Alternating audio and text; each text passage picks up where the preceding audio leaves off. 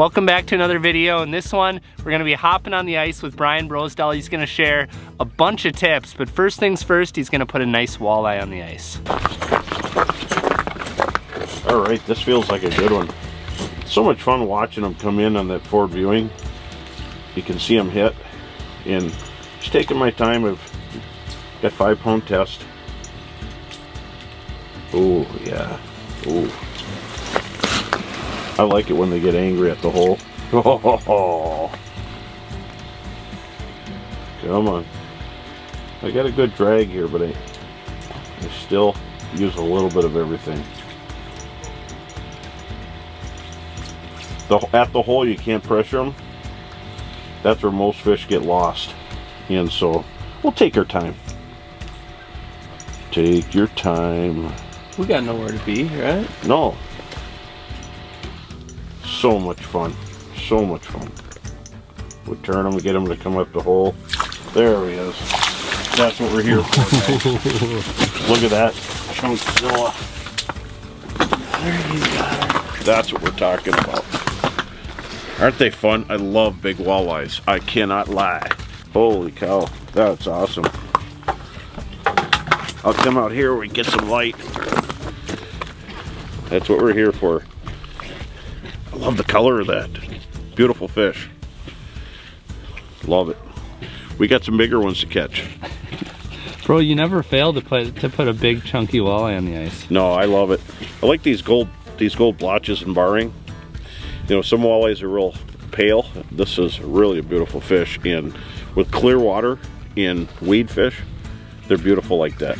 All right, now that we got a big walleye on the ice, Bro is gonna share a ridiculous amount of information on how to find and where to look for walleyes this time of year early in the season. Early in the year, shallow bodies of water are some of my favorite places to fish.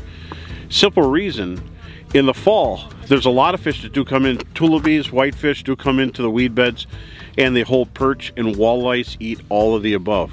There's all kinds of stuff. I mean, there's frogs, there's darters, there's minnows, there's suckers in there, and that's, big walleyes could eat a pretty good sized bait, whatever fits in their mouth. So I like to target weed beds, and where there's a defined weed line, it's so much easier to get on fish than on some flat where you're drilling holes across a lake. The real thing is getting on a weed line and finding the ins and outs, the turns.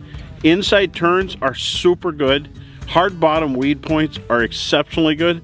And anytime you have green weeds that survive into the winter, these are really, really good spots to fish.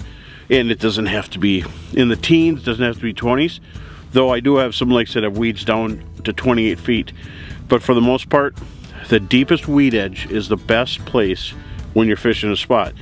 But if I'm fishing a shallow body of water or a lake, I like to fish where there's, you know, a defined weed edge that goes to the outside. And the really neat thing is, I'm gonna grab this fish here. I was wondering if someone was gonna get that. Oh no! Oh no, the bail wasn't flipped open. I think I set that one up. So get on these weed lines in hard bottom spots, and you could really do exceptionally well on big fish. Set out some dead sticks like I did with this iFish Pro tip up, and you can use a forage spoon jig. You could even use, you know, a super glow jig, or super glow spoon, I should say. Those single hook baits. And for dead sticks, I'll use some of the summer walleye jigs, like the tungsten jigs, and dorsal hook nice shiner minnows or rainbows, and it works exceptionally well. Ooh, you got a pickle there, bro. Yeah. Oh, he's got it. It was a northern, and it just showed me his teeth. So I'll set it up, a little split shot, and there you go. But back on the weeds, if you find a weed point or an inside turn, very good. And if there's an old channel or any place where there's a little deeper spot, they follow it, and they'll cruise those areas. And walleyes are homebodies, so early in the winter, you're gonna find fish that are gonna come by and they're not gonna eat, but they will come back because they're homebodies. And once you fish an area, eventually it'll slow down. Maybe the next trip you go there, then you move on to the next spot. And they take a little bit of time to recharge, refresh. but any place where there's a chain of lakes and they connect, watch out for current. Current is not good on the ice, but if it's slow, that's a place where it's going to reload, refresh, and you're going to have a lot of fish coming through. Add rocks, add logs, and you've got the best spots. And some of the key baits I'll use spoons, and spoons are exceptional. The glass buckshot from Northland Tackle with that really translucent glow, that paint job is just amazing. And golds and greens, you know, like you're matching your perch patterns are really good. And super glow, you get a gloomy day, a pink super glow, a blue super glow, coffin spoon, fantastic. A big bro bug sneeze pattern, add a minnow head or 3/4 of a minnow, as we call the bloody stump, works exceptionally well when they come in. They could smell, and if you use a bloody stump to 3/4, there's always a little bit of blood trail coming off and it's wiggling. The big fish just hammer it. So find that inside weed turn and a good weed bed. A lot of times I'm fishing 9 to 12 feet of water, depending on the lake, whether it's Leech or another big expansive lake. And even sometimes I find walleyes in 5-6 feet of water. In the early winter, in the middle of winter, they start tapering off. They'll go to the offshore weeds. But some of that stuff that's out a little farther with the clear water, we're seeing more weeds popping up in areas they never have been before. And I'm finding weeds in zebra mussel lakes down in the 20s that never existed before. So a little thing to remember, if there's cover, they're going to be there. Now that last fish came on an iFish Pro, which is a really good tool if you prefer to fight fish with a rod and reel versus hand over handing a tip up. So Bro is gonna share how he likes to set it up and how he likes to utilize it throughout the winter. So what I like to do is I'll use an outside rod, and this one here specifically is a 38-inch, and this is an iRazor from St. Croix. The reason I like this one, it's bigger, but it's got that nice bend at the tip that's a little softer, but huge backbone, and it's got a good grip here. So I'll take this is a fathead. You know, if you can get rainbows or shiners, do it. Go in the dorsal fin and be careful not to go through the spine. Put it through, and then I'll actually put the sinker a little closer to the minnow, because the minnow can actually outswim the fish sometimes because we got them tethered really nice. And I got a size 4 Gamaketsu hook on there, so there's a little triggering device that goes on the line, and this is an iFish Pro. It's so simple. I just like how they are. And then you have a bobber knot right there that stops. So what I'll do is I'll put this in here, and you kind of set the rod where you need to set it. Then the iFish Pro, you just take this and put it over the flag. There we go. Set. See how simple that was? And so I'll close the bail here. Just have the line just semi-tight. You don't want it too tight, you want them to be able to pop it. So when they hit, the flag comes up and you come over and you reel them in. No line all over the ice. So it's a modern way to dead stick using a tip up. Now we get it all set up, Bro demonstrates how to use it, and then of course just a few minutes later the flag pops up again. One thing, when you're approaching a tip up, you got to remember, if you're using cleats and the ice isn't that thick, feed the line out. Then when you're ready, set the hook just with a sweep and just take your time. Bro, you just set this up about 30 seconds ago. That's the beauty of dead sticks. It's extra action. And I set the drag loose. You never pull the true test of the line. Never push your luck. You'll notice I'll drop the rod tip. I don't put too much pressure at the hole. Their lips can rip just like paper if you pull too hard. And typically, when they do take that minnow, they run with it. So I have the knot up on the reel. Here comes the trigger, and it's a gator. It's a pickle.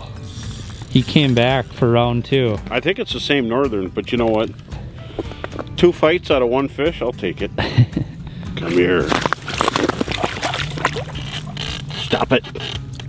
Ooh, he's got a lot of fight left in him.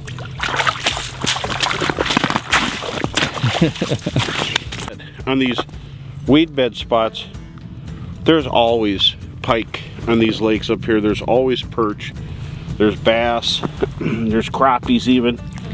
So you catch quite a variety when you're fishing and you got dead sticks out and jig with a spoon. It's fun, it's a lot of action, and we like catching fish. Next up, we're gonna hop in the shack. Bro's gonna give us a quick rundown of how he likes to set up his Otter Resort, which is basically the biggest flip over shack that Otter makes. We're set up and I'm waiting for the fish to come through, and they've been coming through periodically, walleyes. And I like this because I could space my holes out.